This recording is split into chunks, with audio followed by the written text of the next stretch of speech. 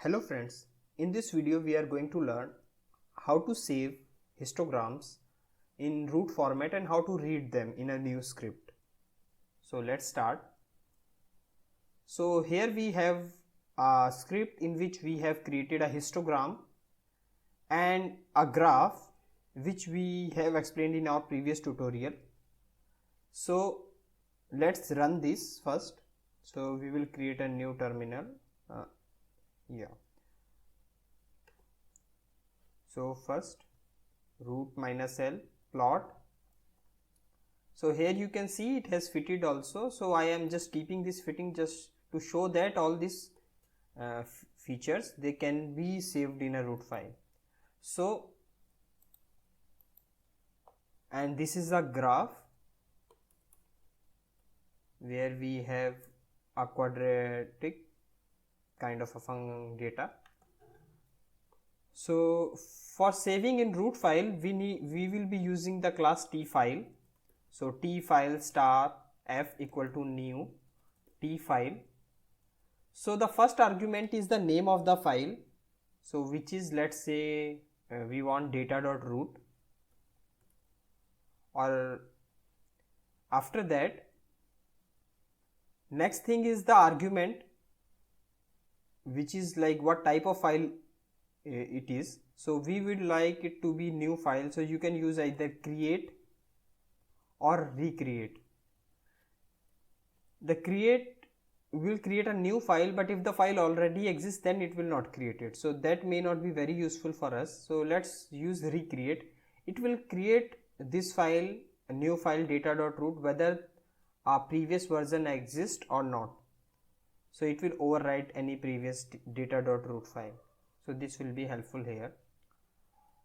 So next we have created these two objects h1 and gr, so we will save them. So we will use write function, and for gr also right. So we will run this again. Yeah, it ran, and it will not show any other line regarding T file. So we will do, so here we can see we have just recently created data.root file, and let's see, open this file. So we will use the root minus L data.root. So now we can see, okay, so it has been loaded and we can see this using this T browser. That is the quickest way. So here we can see this object data.root is appearing. So if we click on this, we can see there are two objects, h1, which is this is the same which we saw while running the program, and this is a Gaussian with the fitted function also, and a graph. In this T browser you can have various kind of features. Let's say if you want to draw two functions one over each other, so we can use the same. So right now this graph is drawn and we want to draw h1 on top of it. So we can see that both the curves are on the same plot, and this range will be decided by the first plot, whichever was drawn earlier.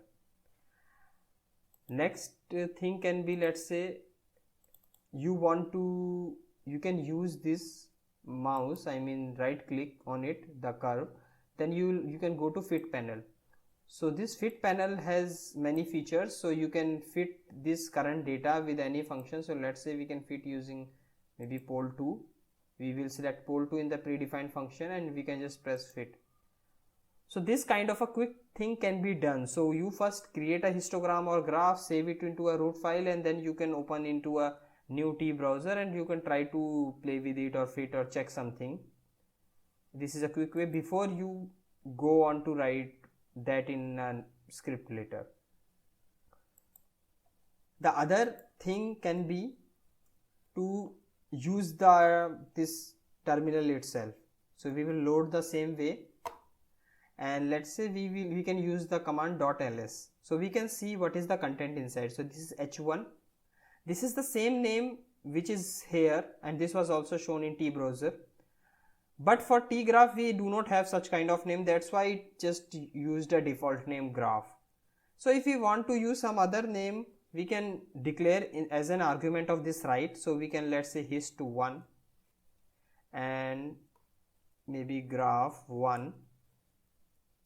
We'll save and run it. Yes, so yes, so now you can see the name of the objects got changed depending upon what we specified. So here we can use these names, hist1 draw, and you can draw here itself, and you can use all those feature, fit panel, etc. for quick checking. Same way, this graph 1 draw, and that feature same, etc., that you can use here also. Draw, all those kind of argument you can give in the draw.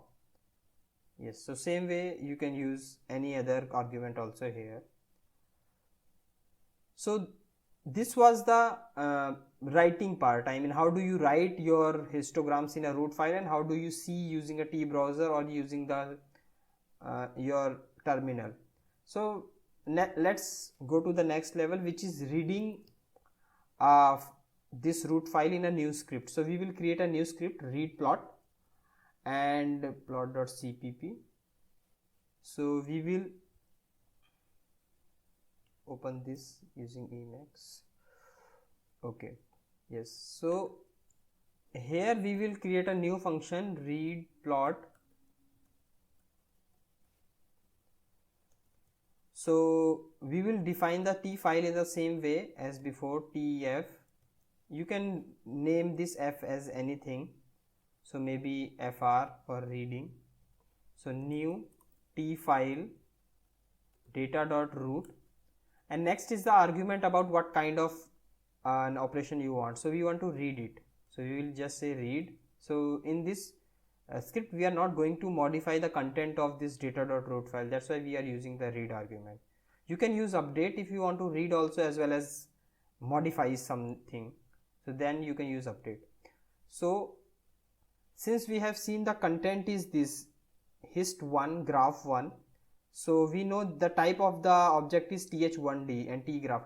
This is necessary because suppose someone else has given you this data.root file and you do not know what type of content it has. So first you need to load it, do the .ls and try to figure out what type of content is there. And so now we will create an object, let's say th1d star h, and so now we want to store, let's say in this h1 we want to store, I mean copy this histogram into this h1. So we can use the command get object. So fr get object, and first argument should be this name, this key t, not this one, hist1, and where we want to store it or assign it is h1. So let's say whether it works or not. Sorry, not right, draw. So root minus l read plot. Yes, so it has nicely drawn it, and so we have successfully read this object from this file into h1 and we have drawn. Okay, sorry, I did a mistake. It should not be fr, it should be h1.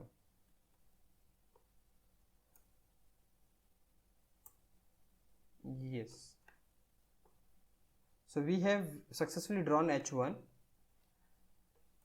Let's also try to import this t graph. So we have gr. Here we will use other method where we will use this get function. So get, here you just need to name this object which you want to import, but main thing is about this thing in bracket, what type of object you are going to get. This is t graph, so that you need to give, but this is a one line command and it directly assigns to gr. and let's draw this GR.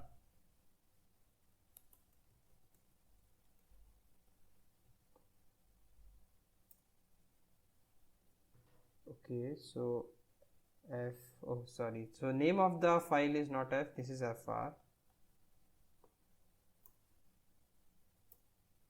So yes, so now we are able to successfully load graphs using this other get. So you can use either get or get object for histogram or graph or any other things, but you just need to keep track of these syntaxes. So this is the way to read a root file, and while writing or reading, it's better to not close this FR before, because sometimes these histograms and graphs, they are stored in the file, and you may get some errors. I mean, it may appear blank because actual data may be stored in file. So only after doing all your work and saving into a proper image format file or root format, then only at the end you can close these files. Okay, so this is it. Thank you for watching, and if you have gained any new knowledge from this tutorial, please consider liking and sharing. You may subscribe us for the future tutorial in root. Thank you.